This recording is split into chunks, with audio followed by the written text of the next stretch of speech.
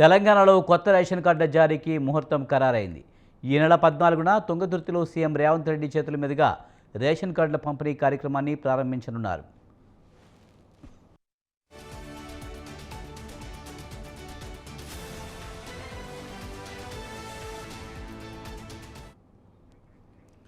రాష్ట్ర వ్యాప్తంగా 2.4 లక్షల కొత్త రేషన్ కార్డులను పంపిణీ చేయనున్నారు. దీని ద్వారా 11.30 లక్షల మందికి ప్రయోజనం చేకూరనుంది. రాష్ట్రంలో గత 6 నెలల్లో 41 లక్షల మందికి ప్రభుత్వం కొత్త రేషన్ పంపిణీ చేసింది. త్వరలో పంపిణీ చేయనున్న వాటితో కలిపి రేషన్ కార్డుల సంఖ్య 94,72,422కి చేరనుంది. మొత్తంగా 3.14 కోట్ల మందికి లబ్ధి చేకూరనుంది.